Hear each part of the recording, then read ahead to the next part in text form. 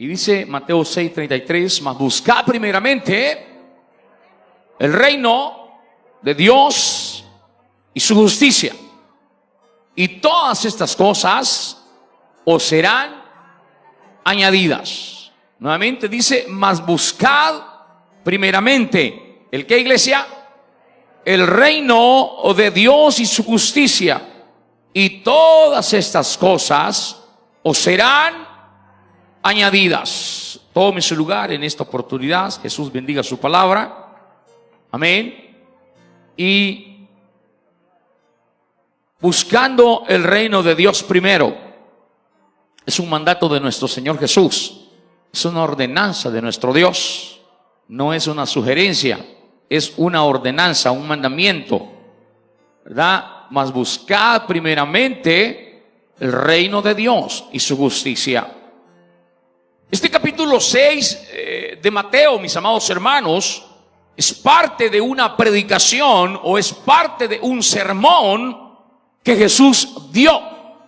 Y este sermón del monte, como es conocido, hermanos, que abarca el capítulo 5, capítulo 6 y capítulo 7, es donde Jesús estableció la constitución de su iglesia y que fue dirigido especialmente para sus discípulos.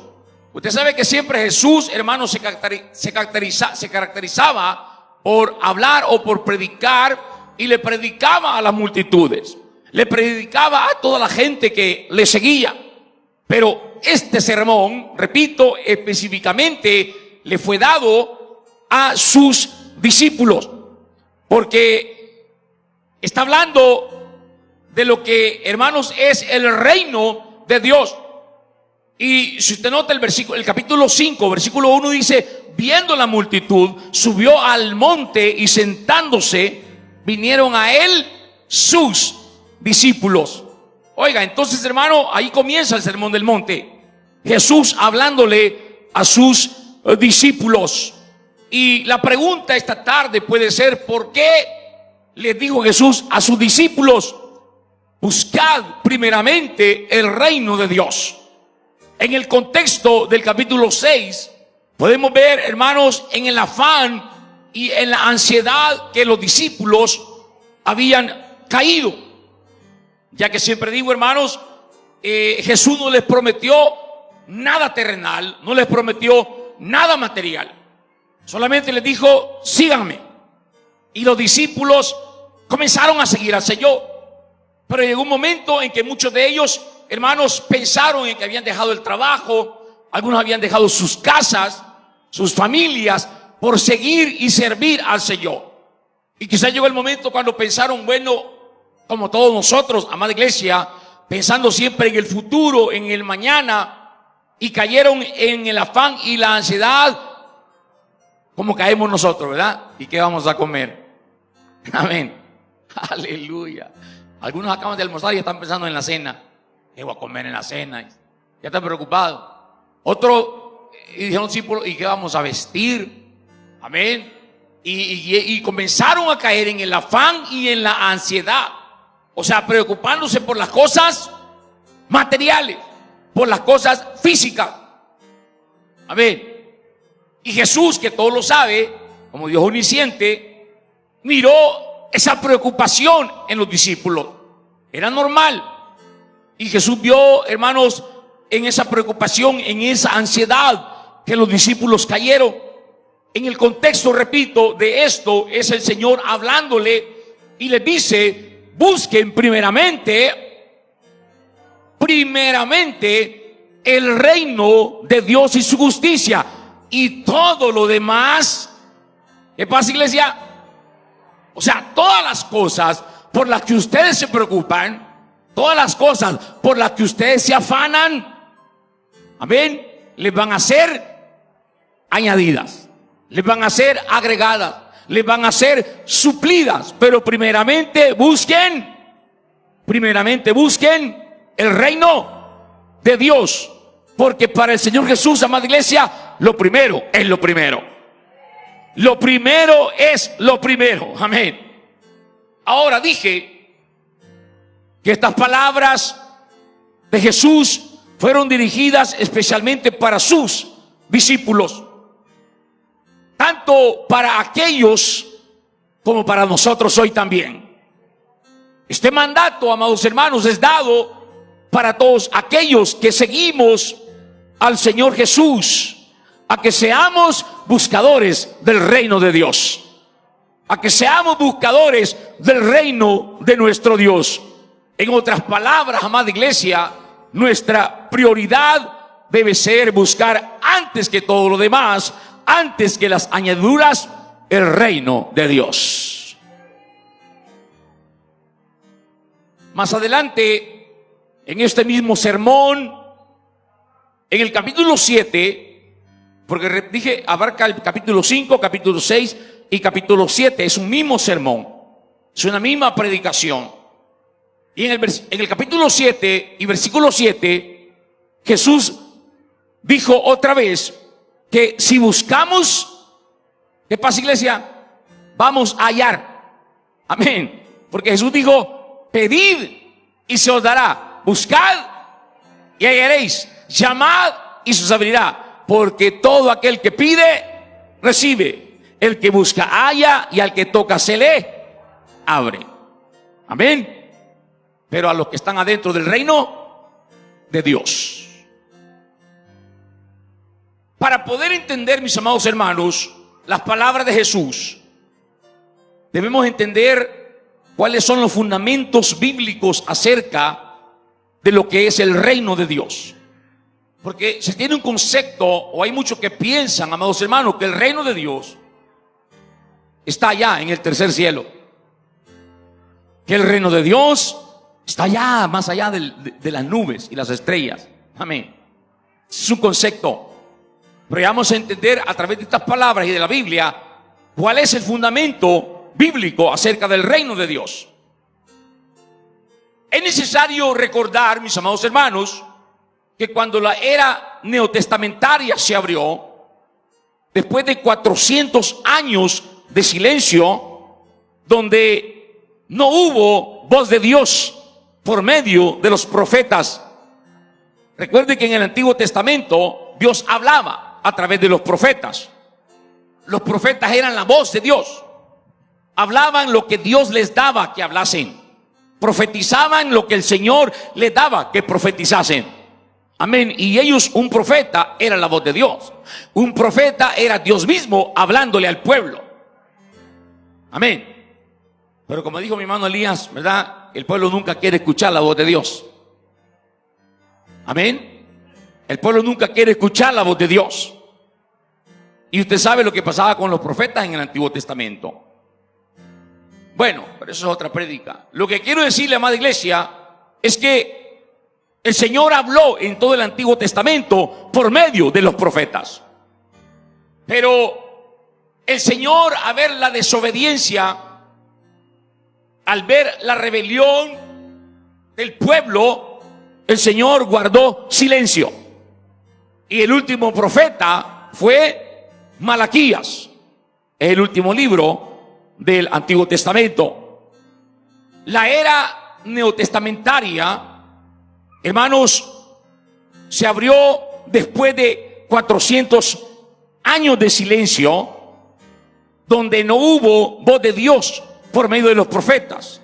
Estoy hablando entre el Antiguo y el Nuevo Testamento. Oiga, usted en la Biblia, creo que es una página en blanco la que separa el Antiguo con el Nuevo Testamento, ¿verdad?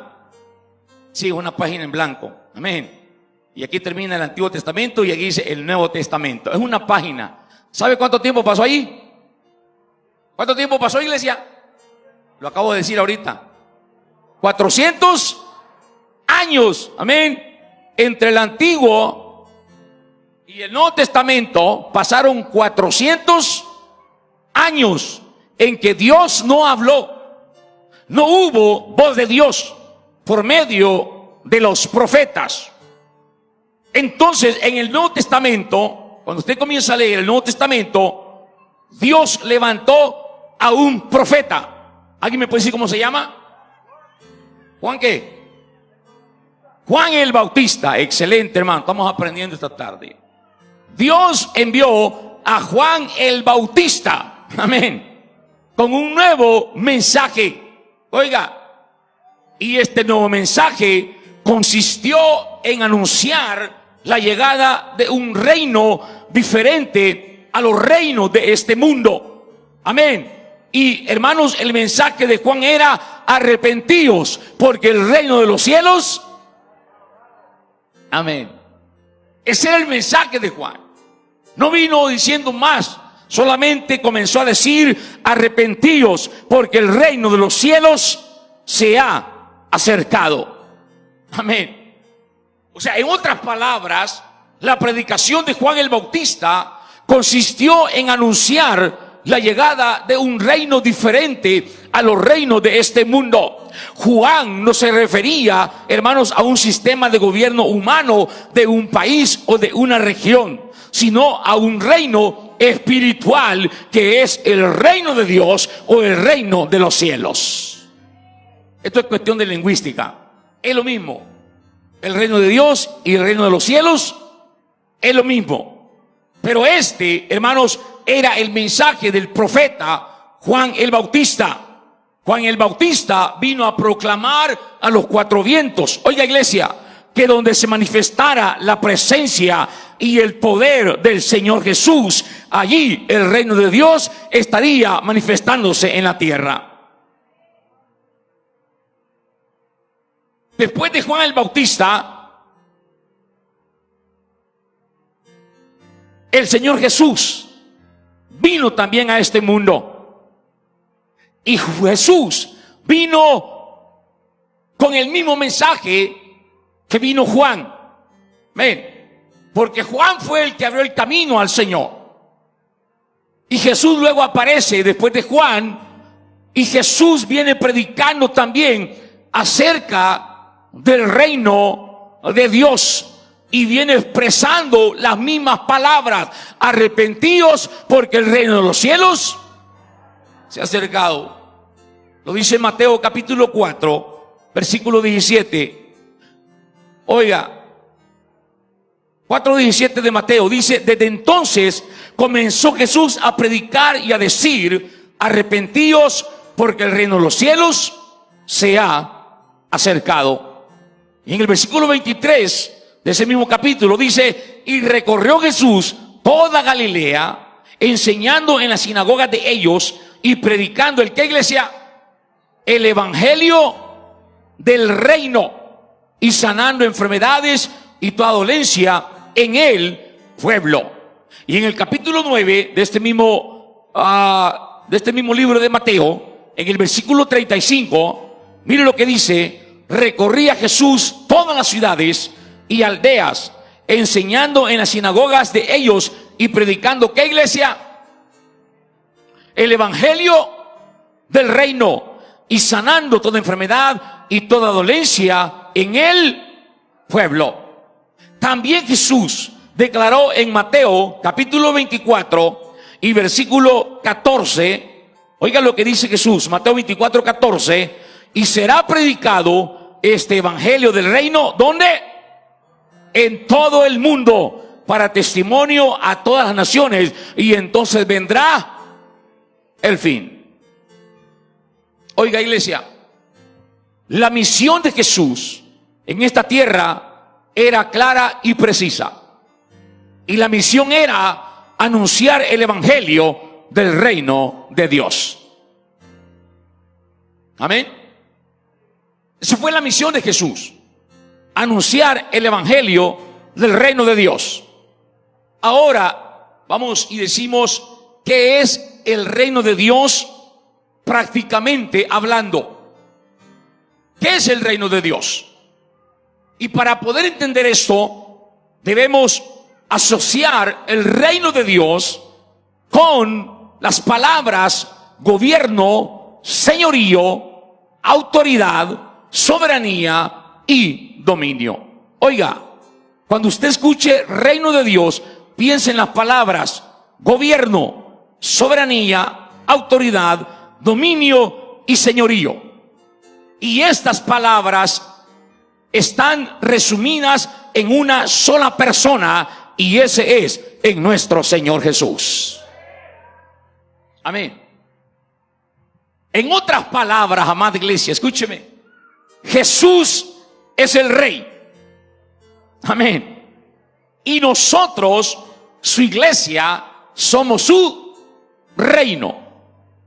Jesús es el Rey y nosotros, la iglesia, somos su reino.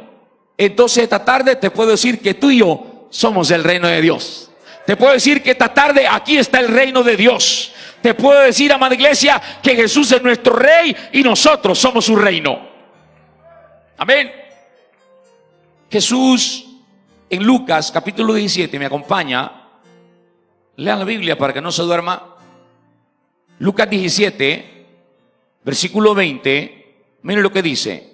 Preguntado por los fariseos cuándo había de venir el reino de Dios, le respondió y le dijo: el reino de Dios no vendrá con advertencia, ni dirán helo aquí o helo allí, porque he aquí, ¿qué dice iglesia? ¿Qué dice iglesia? El reino de Dios está entre vosotros. Amén. Oiga, hermano, el reino le preguntan a Jesús: hey, ¿cuándo vendrá ese reino? Amén. ¿O cómo vendrá ese reino? ¿O cómo será la señal de ese reino?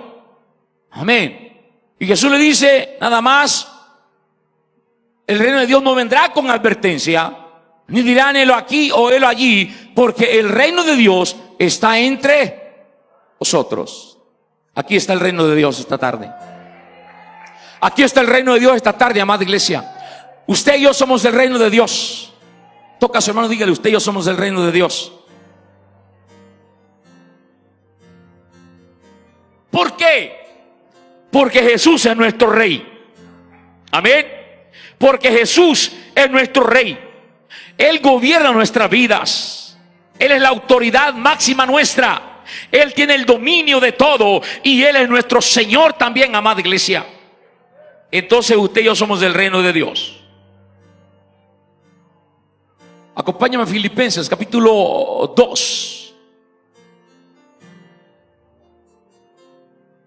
Filipenses capítulo 2, versículo 5, lo lee conmigo y dice: haya pues en vosotros este sentir que hubo también en Cristo Jesús, el cual, siendo en forma de Dios, no estimó el ser igual a Dios como cosa a que aferrarse, sino que se despojó a sí mismo, tomando forma de siervo, hecho semejante a los hombres. Y estando en la condición de hombre, se humilló a sí mismo, haciéndose obediente hasta la muerte, y muerte de cruz. Escuche el versículo 9. Por lo cual Dios también le exaltó hasta lo sumo, y le dio un nombre que es sobre todo nombre, para que en el nombre de Jesús se doble toda rodilla de los que están en los cielos y en la tierra y debajo de la tierra, y toda lengua confiese que Jesucristo es el Señor. Aleluya. Alguien confiesa esta tarde que Jesús es su Señor. Oh, qué preciosas palabras, amada iglesia. Oiga esto. Jesús, en su obediencia al ir a la cruz, ser crucificado, morir y resucitar al tercer día, escuchen mi iglesia, recibió un nombre que está sobre todo nombre. Un nombre que está sobre todo poder humano y espiritual. Y por eso hoy nosotros podemos decir: Jesús es el Señor. Amén. No un Señor, Jesús es el Señor. Amén. En Mateo 28, 18, Jesús dijo: toda potestad me es dada. ¿Dónde? En el cielo y en la tierra. Toda potestad, todo poder, toda autoridad me es dada en el cielo y en la tierra. Dando a entender con esto, hermanos, que el alcance y la dimensión de su poder, de su autoridad, de su dominio, a partir de su resurrección, tendrían un alcance jamás visto en la humanidad. En Hechos capítulo 1, versículo 8, el Señor Jesús prometió este poder a los apóstoles para que ellos pudieran llevar el reino de Dios a todo el mundo. Y dice Hechos 1:8, pero recibiréis poder cuando haya venido sobre vosotros el Espíritu Santo, y me seréis testigos en Jerusalén, en toda Judea, en Samaria y hasta lo último de la tierra. Amén. Oiga, pero recibiréis poder cuando haya venido sobre vosotros el Espíritu Santo. Amén. Y me seréis testigos. Oiga, porque como decía un domingo de estos, hermano, cuando leemos este versículo nos quedamos hasta ahí, ¿verdad? Y recibiréis poder cuando haya venido sobre vosotros el Espíritu Santo. Aleluya. Ay, nos revestimos y hablamos en lenguas. Pero ¿qué dice el versículo? ¿Qué sigue diciendo el versículo, amada iglesia? Y me seréis testigos. O sea, con el poder del Espíritu Santo, amén, nosotros nos convertimos en testigos, amén, del Evangelio de Jesús. Nos convertimos en testigos del mensaje del nombre de Jesús, amada iglesia. Para eso es el Espíritu Santo, para que usted y yo tengamos ese poder que tiene nuestro Señor Jesús. Y con ese poder usted y yo nos podemos convertir y nos convertimos en testigos, llevando el reino de Dios, hermano, a cualquier lugar donde nosotros vayamos. Y eso es lo que, hermano, hicieron los apóstoles cuando fueron llenos del Espíritu Santo en el día del Pentecostés, allá en el aposento alto. ¿Qué pasó con ellos, amada iglesia? ¿Qué pasó con esos hombres que fueron llenos del Espíritu Santo? Dígame usted qué pasó. ¿Se quedaron encerrados en la misma casa? ¿Se quedaron haciendo el culto nada más allí en los mismos en las cuatro paredes? ¿Qué dice la palabra, iglesia? Cuando fueron llenos del Espíritu Santo, amén, hablando en nuevas lenguas, comenzaron a predicar la palabra, comenzaron a predicar el mensaje, comenzaron a predicar el nombre de Jesús con poder y autoridad. Y ahí es donde Pedro se levanta, hermano, y da el mensaje de Hechos 2:38: arrepentíos y bautícese cada uno de vosotros en el nombre de... El mismo mensaje de Juan y el mismo mensaje de Jesús, y dice arrepentíos.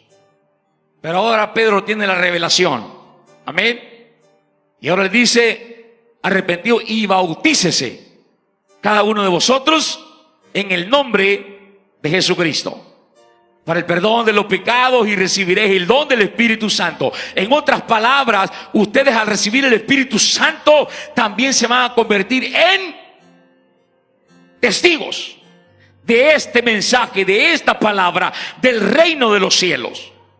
Entonces, hermano, los apóstoles hicieron eso. Cuando fueron llenos del Espíritu Santo, comenzaron a ser testigos del mensaje, del nombre de Jesús, y comenzaron desde Jerusalén. Escuche, mi iglesia, la iglesia del nombre de Jesús no nació en Roma, nació en Jerusalén. Aleluya. La iglesia verdadera no nació en Roma, amada iglesia. La iglesia verdadera nació en Jerusalén. En Jerusalén comenzaron los apóstoles a predicar, a establecer el reino de Dios por todas partes. Óigame, luego de Jerusalén fueron a Judea, luego a Samaria, hermanos, y cumplieron el mandato del Señor cuando Él dijo: hasta lo último de la tierra. Amén. Y yo quiero decirte, si El Salvador fuera lo último de la tierra, aquí en el barrio Candelaria estamos predicando también el reino de Dios. Aquí en el barrio Candelaria también estamos predicando el mensaje del nombre de Jesús. Aquí también estamos predicando, hermano, el mensaje de los apóstoles. Y seguimos predicando: arrepentíos, porque el reino de los cielos se ha acercado. Amén, iglesia. Volviendo al pasaje de Filipenses 2, 5 al 10. Si lo leemos detenidamente, nos damos cuenta que ahí no aparece la palabra rey, pero sí aparece la palabra Señor. Y toda lengua confiese que Jesucristo es el Señor. En la cual también se resumen las palabras gobierno, soberanía, autoridad, dominio y señorío. Señor. En el original griego, la palabra Señor es kurios. Kurios. Y kurios significa jefe, dueño, amo, soberano, máxima autoridad. Señor. Amén. Y para que nosotros entendamos el alcance de este título, Señor, debemos ir a los tiempos del Imperio Romano. Ya que este título, Señor, era utilizado en ese tiempo exclusivamente para el César. Amén. César, título que se le daba al emperador que reinaba en aquella época. Por eso, hermano, usted lee la Biblia y encuentra Julio César, encuentra Tiberio César, y encuentra varios, hermanos, nombres con este título, porque se le agregaba César, porque el César simbolizaba o significaba que él era el emperador que reinaba en ese momento.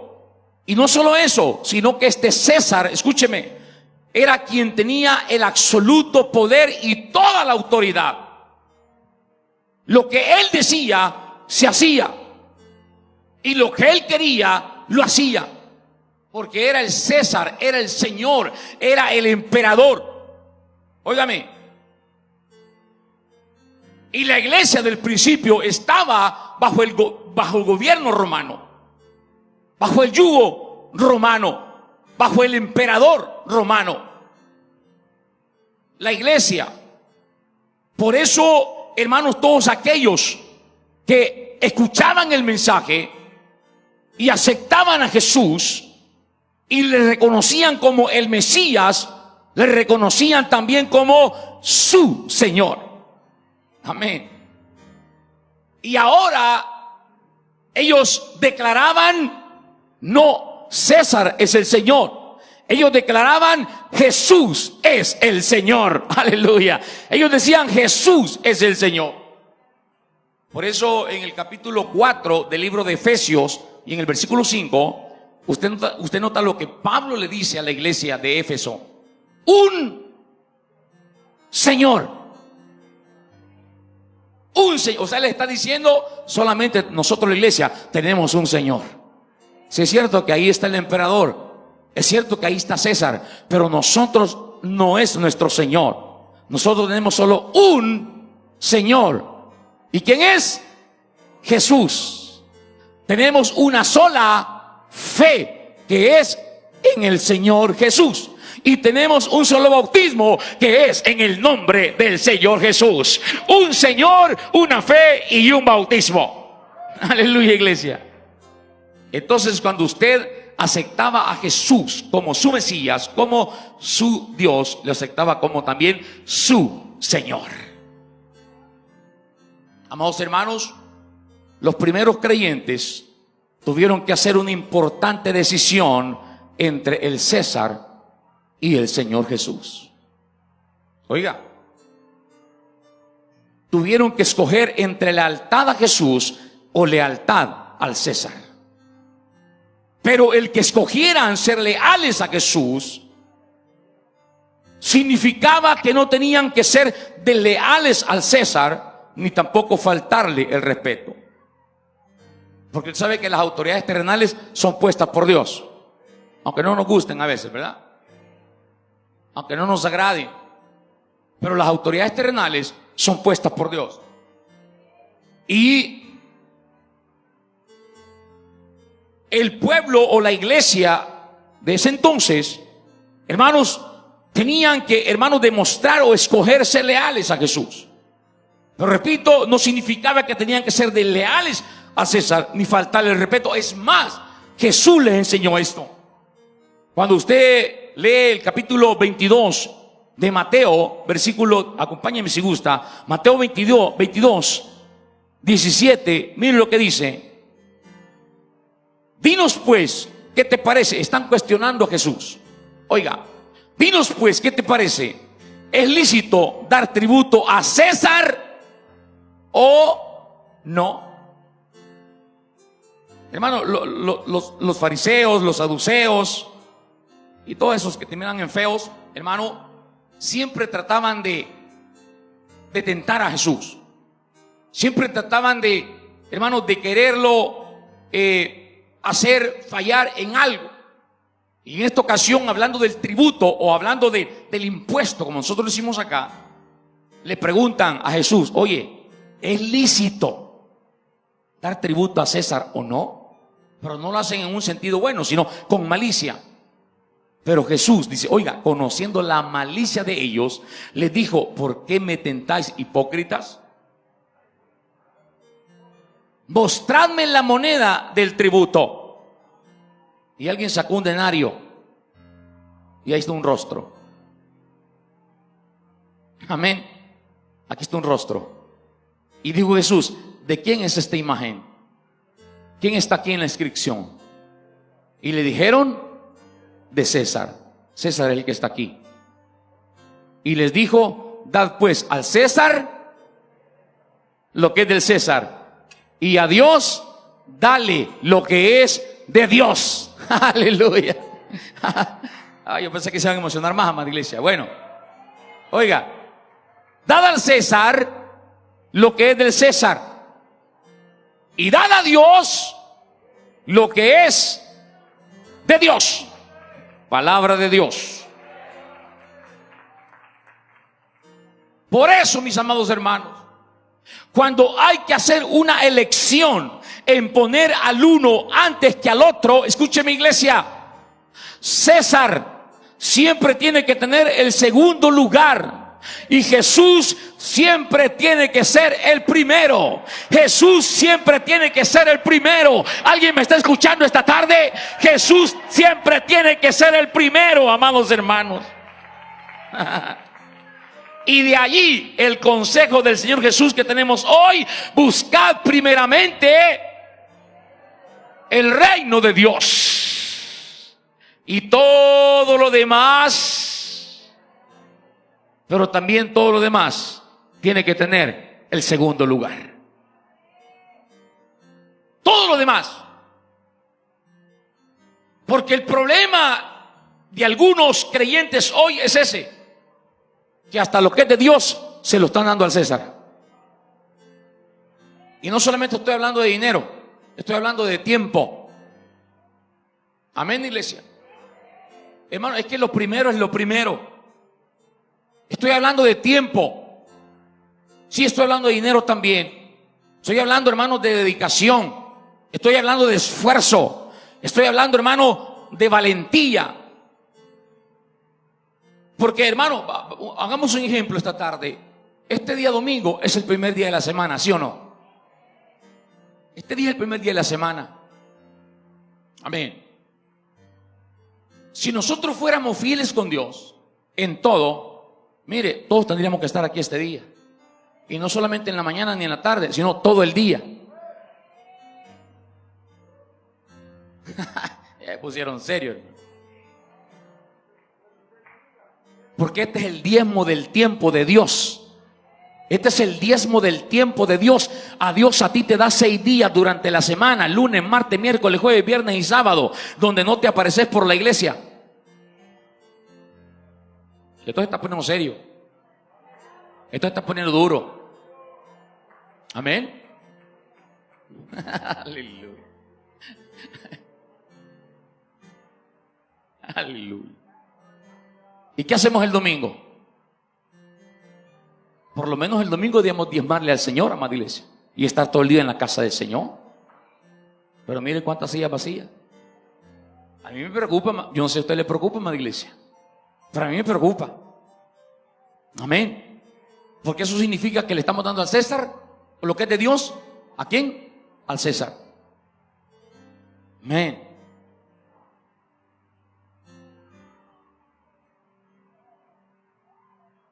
Hablando de esfuerzo, lo mismo, iglesia. Porque muchos hermanos en las cosas materiales, terrenales, somos bien esforzados, bien dedicados, bien todo. Pero en las cosas de Dios, amén. No se me hagan los dormidos, pues. Y en las cosas del Señor, hermana iglesia, no nos queremos esforzar, no nos queremos sacrificarnos, no nos queremos dar un extra más. Amén. ¿Por qué? Y ya no hablo de finanzas, porque entonces salimos más mal todavía. Porque lo primero lo estamos dejando de segundo, de tercero y hasta de cuarto lugar. Lo primero lo estamos dejando. Amén, iglesia.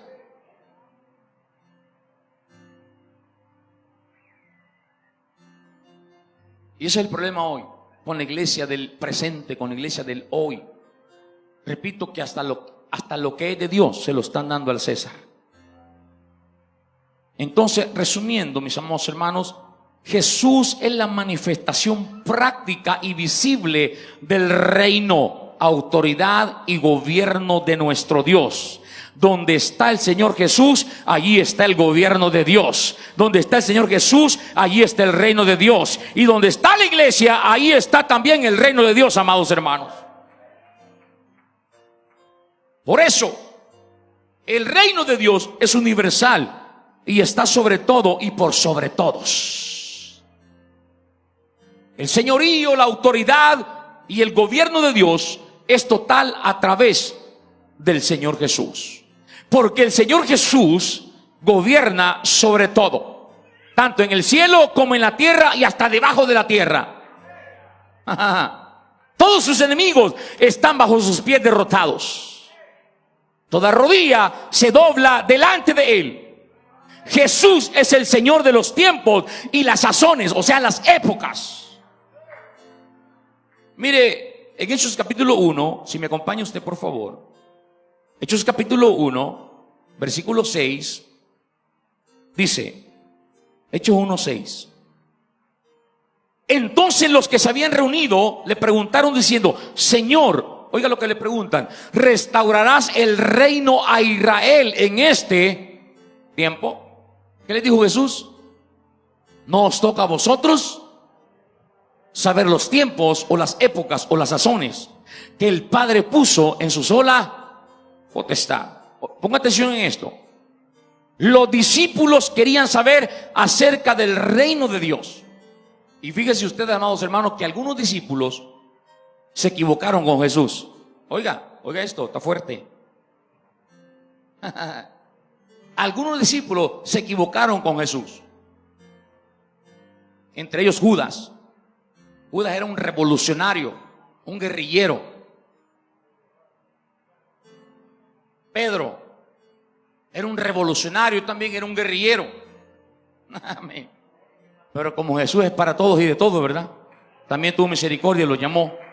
Pero ellos, escúcheme iglesia, oye, escúcheme esto. Algunos discípulos se equivocaron. Porque cuando Jesús aparece como el Redentor, como el Salvador, como el Mesías, y sobre todo hablando del reino de Dios o establecer un nuevo reino, ellos pensaron que Jesús venía a derrocar al emperador romano o al imperio romano. Amén. Y ellos pensaron que Jesús se iba a levantar en una revolución y establecer un reino terrenal. Amén. Ese era el pensamiento de algunos. Porque ya los judíos estaban cansados del imperio romano, estaban cansados del emperador, estaban cansados de los tributos que daban, amada iglesia. Estaban cansados de la bota, en otras palabras, del emperador. Y cuando Jesús aparece, ellos pensaron que Jesús venía para eso, para, revolucionar y para derrocar al emperador y establecer su reino. Por eso, a la pregunta de los discípulos de restaurar el reino, Jesús, oiga, no les dijo que no lo haría. ni le dijo cuándo lo haría. Jesús solamente le dijo: no os toca a vosotros saber los tiempos ni las sazones, o sea, las épocas. ¿Por qué? Porque habrá un día, oiga iglesia, en que todo el mundo reconocerá que Jesús es el Rey de Reyes y Señor de Señores. Viene el día cuando Jesús establecerá su trono, establecerá su reino, y todo el mundo sabrá que Jesús es el Rey de Reyes y Señor de Señores. Y por eso dice en Zacarías 14:9: el Señor será Rey sobre toda la tierra. En aquel día el Señor será uno, y uno su nombre.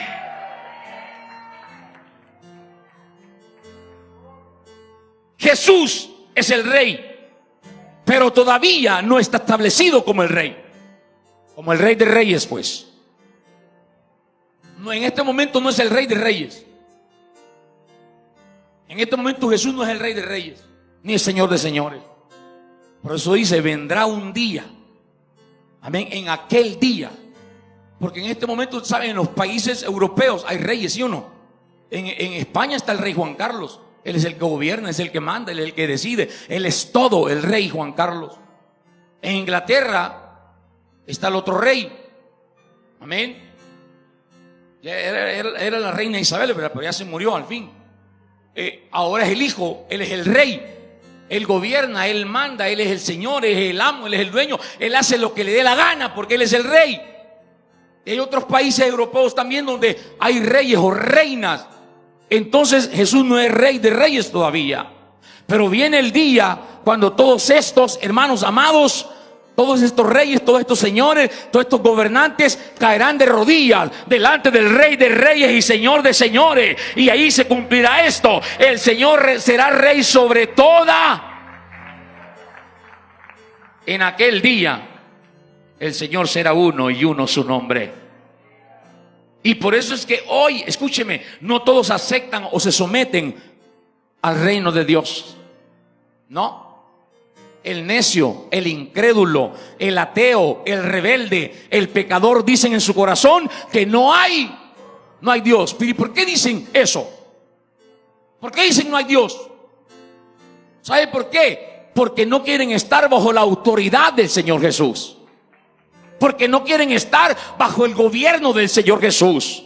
No lo quieren hacer el dueño, el amo y Señor de sus vidas. Porque el reino de Dios causa que algunos se sometan a Jesús y que otros lo rechacen. Amén, hermano. Pero bienaventurados los que están en el reino de Dios. Bienaventurados los que se han sometido al reino de Dios. Y bienaventurados los que, hermanos, han encontrado el reino de Dios. Amén. Por eso Jesús, hablando con Nicodemo, le dijo: es necesario nacer.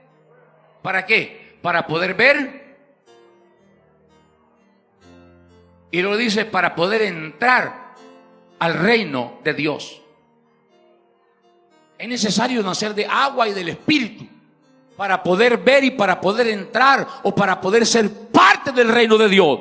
Porque mientras no reconozcas a Jesús como el verdadero Dios, mientras no reconozcas a Jesús como el amo y dueño y Señor de tu vida, estás fuera del reino de Dios. Mientras no estés en la voluntad de Él, bajo su autoridad, ni siquiera puedes ver el reino de Dios, mucho menos entrar al reino de Dios. Aleluya. Por eso, hermanos, el reino de Dios es redentor. Amén. Hay dos reinos en este mundo: el reino de Dios y el reino de las tinieblas. Hay dos reinos, hermano, en este mundo.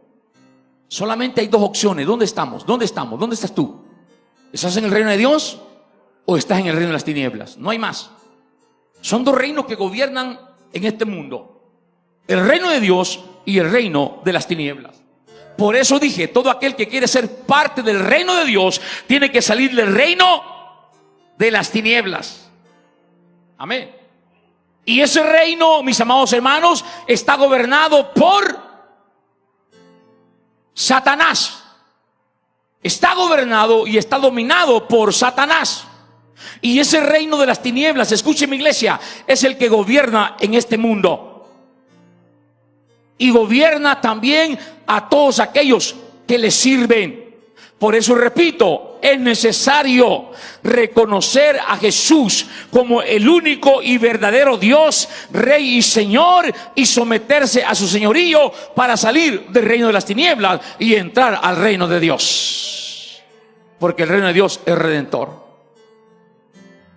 Por eso usted, amada iglesia, mire cómo se refiere el apóstol Pedro a los que estamos en el reino de Dios. En primera de Pedro, capítulo 2, versículos 9 y 10. Oiga lo que dice Pedro, hablando de la iglesia, hablando del reino de Dios. Amén. ¿Qué dice? Mas vosotros sois, ¿qué iglesia? Linaje escogido, real sacerdocio, nación santa, pueblo adquirido por Dios, para que anunciéis las virtudes de aquel que os llamó de las tinieblas, que los llamó de las tinieblas, del reino de las tinieblas al reino de luz admirable. Vosotros que en otro tiempo no erais pueblo, pero que ahora sois pueblo de Dios, que en otro tiempo no habíais alcanzado misericordia, pero ahora habéis alcanzado misericordia. Vosotros sois linaje escogido, real sacerdocio, nación santa, pueblo adquirido por Dios. Toca a su vecino y dígale, hermano, eso somos en el Señor. Dígale, eso somos nosotros, el reino de Dios. Amén. El reino de Dios, hermanos amados, es demostrativo. El reino de Dios es tangible, se demuestra. Por eso, hermano Pablo, óigame, aquel hombre llamado Saulo anteriormente, enemigo del nombre de Jesús y enemigo de los del nombre de Jesús. Pablo creía que Jesús no era el Mesías, ni tampoco Dios manifestado en carne. Pero cuando Pablo tuvo ese encuentro con el Señor Jesús, hermano, a Pablo le cambió todo. A Pablo le cambió todo. Oiga, y oiga lo que Pablo ahora está hablando, escribiendo su carta a los romanos en el capítulo 1 y en el versículo 16. Pablo el asesino, Pablo el perseguidor, Pablo el que no quería nada con Jesús, ahora él dice, porque no me avergüenzo del evangelio, porque es poder de Dios para salvación a todo aquel que cree, al judío primeramente y también al... Porque no me avergüenzo del evangelio. ¿Y qué le dice Pablo a los corintios? Mire lo que dice Primera de Corintios, capítulo 4 y versículo 20. Otra vez Pablo, mire lo que dice: porque el reino de Dios no consiste en palabras, sino ¿en qué, iglesia? Poder. Pregunto esta tarde a los que están dentro del reino de Dios, ¿cuántos son testigos del poder de Dios? ¿Cuántos son testigos del poder de Dios? Pregunto, ¿cuántos han visto el poder de Dios obrando en la iglesia? ¿Cuántos han visto el poder de Dios obrando en su familia? ¿Cuántos han visto el poder de Dios obrando en su propia vida? Ese es el evangelio de Jesús y ese es el reino de Dios. Consiste en poder. Algo tangible, algo visible, algo que se demuestra. Amén. Mire lo que ha hecho el reino de Dios con su poder cuando llegó a su vida. Amén. Mire usted mismo lo que ha hecho el reino de Dios con su poder cuando llegó a su vida. Le pregunto, ¿cómo era antes y cómo es hoy? Amén. Alguien que de verdad vive el evangelio. Estoy hablando con alguien que de verdad vive el evangelio y ha visto el poder de Dios manifestado en su vida. ¿Cómo era antes y cómo es hoy usted?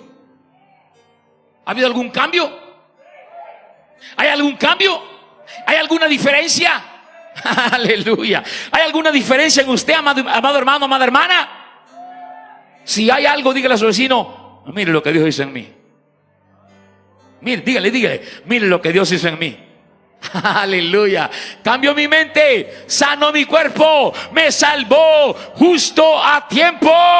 Mira lo que el Señor ha hecho en mí. Mira lo que el poder de Dios ha hecho en mí. Mira lo que el reino de Dios ha hecho en mi vida. Ese es el poder de Dios manifestado a través de su reino. Amén, hermanos. Porque el reino de Dios es demostrativo. Por eso, hermano, no hay mejor testimonio que tu propia vida. No hay mejor ejemplo de evangelización. No hay mejor ejemplo, hermano, de hablar de la palabra de Dios que tú mismo. Tu testimonio. Porque hay gente que no cree a la palabra, pero le cree a los hechos. Hay gente que no quiere ver, hermano, la palabra, pero le cree a los hechos. Amén. Por eso yo digo, hermano, mira, tú para predicar la palabra de Dios no tienes que tener, hermano, en tu mente toda la Biblia de memoria. Porque hay gente que está esperando aprenderse toda la Biblia para ir a evangelizar.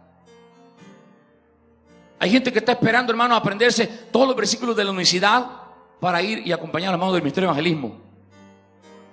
Amén. Yo te pregunto esta tarde, ¿y lo que Dios ha hecho en tu vida? Lo que Dios ha hecho en ti, lo que Dios ha mostrado en tu vida, ese es el mejor testimonio que tú tienes para poder testificar, para poder convertirte en testigo del poder del Señor Jesús. Amén. Jesús, hablándole proféticamente a sus discípulos y a la iglesia en general, dijo allá en Marcos, el capítulo 16, versículo 17 y versículo 18. Mira lo que dice. Marcos 16, 17, 18. Oiga.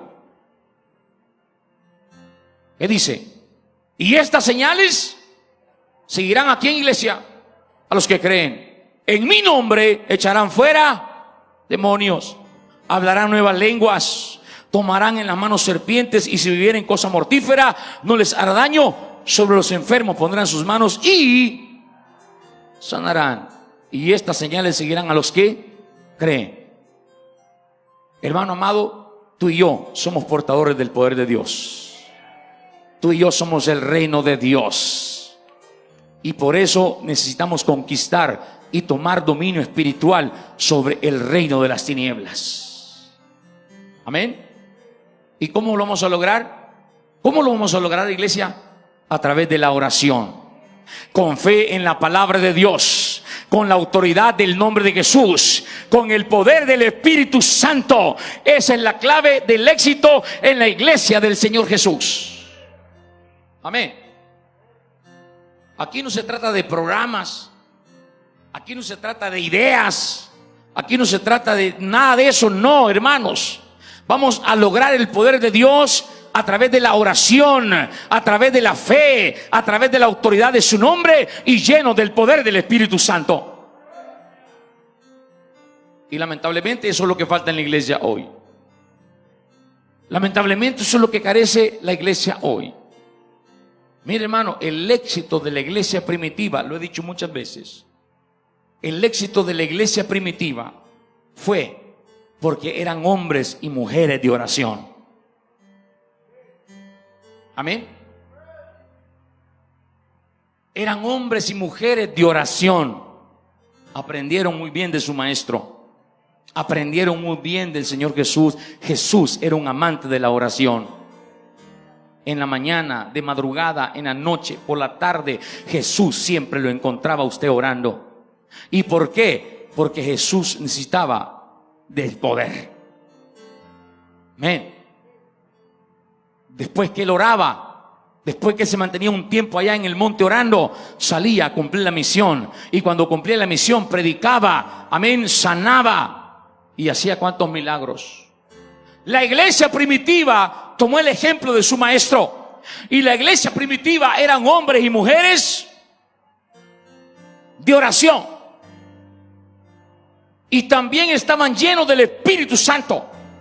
Oiga, dos cosas bien esenciales en la iglesia: oración y llenura del Espíritu Santo. Y con ese poder, escuche mi iglesia, predicaban y la gente se convertía. Si no, preguntémosle a Pedro, ¿cuántos se bautizaron en el primer sermón de Pedro? ¿Cuántos, iglesia? ¿Alguien sabe cuántos se bautizaron en el primer sermón de Pedro? Se bautizaron 3,000 personas. Usted y yo predicamos 3,000 mensajes y se convierte uno. Aleluya. Pedro predicó un mensaje y se convirtieron 3,000 personas. Y más adelante predica otro sermón y se convierten 5,000. ¡Wow! 8,000 personas de una vez ahí ganadas. Ahí comenzó la iglesia.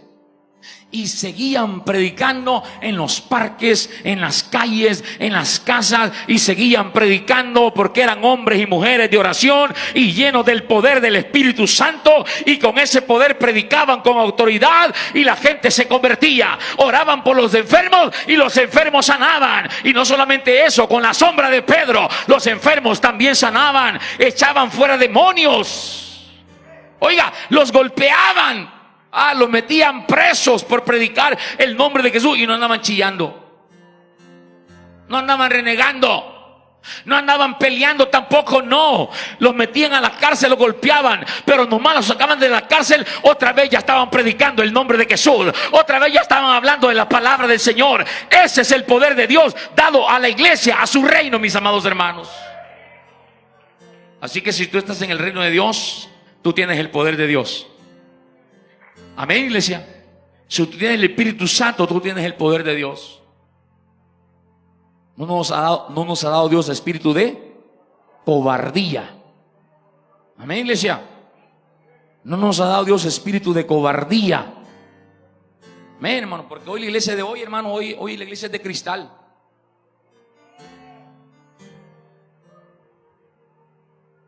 Solo porque el hermano no lo saludó. Amén. Solo porque la hermana no la saludó, ya se enojó y ya no viene al culto. Amén. Aleluya.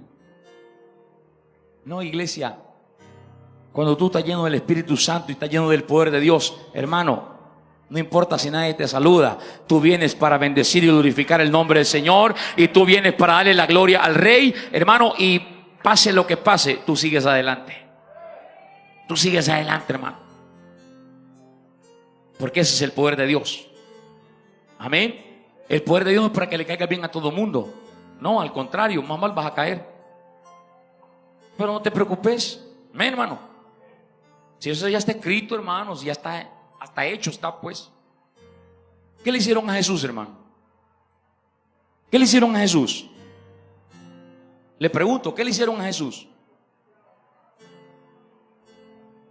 No lo pusieron en el trono, no le establecieron como el rey de Israel, no, lo mataron, lo crucificaron.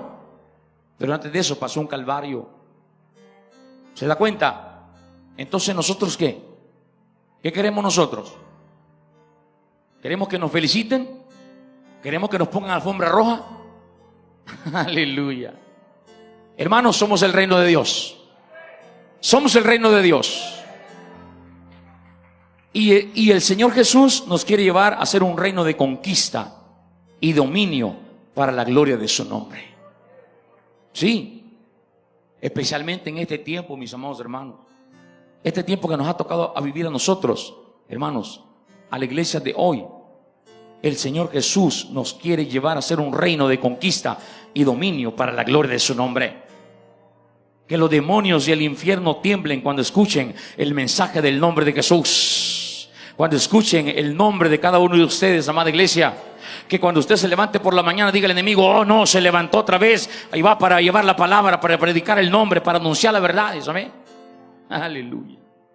Es tiempo de levantarnos, iglesia, y comenzar a extender el reino de Dios con la demostración tangible de la autoridad de un Dios vivo que se manifiesta con el poder de su Espíritu Santo.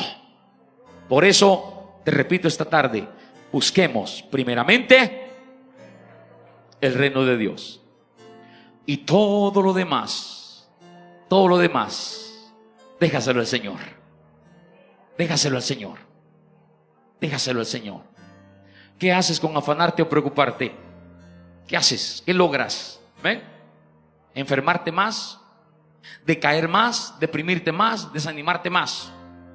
Pero cuando tú pones primeramente el reino de Dios y le dices: Señor, primeramente voy a buscar tu reino, voy a creer en tu palabra, voy a creer en tu promesa, voy a creer, Señor, en lo que tú has dicho, que busquemos primeramente el reino de Dios y todo lo demás será. Póngase de pie los que creen en el reino de Dios, los que creen en el poder de Dios. No hay nada imposible para nuestro Rey. No hay nada imposible para nuestro Dios, iglesia. Pero es necesario que nosotros, hermano, podamos cumplir con la palabra del Señor. Dije, esta es una promesa del Señor, pero también es un mandato. Es un mandato del Señor. Y siempre que Dios nos da un mandato, una ordenanza, también está la promesa. Amén, iglesia. Lo que Dios, hermano, nos da siempre, la ordenanza, el mandato, el mandamiento, siempre viene acompañada de una promesa. Pero primero hay que hacer el mandato. Amén. ¿Y cuál es el mandato o el mandamiento? Busca primeramente el reino de justicia. Y viene la promesa. Todo lo demás será añadido.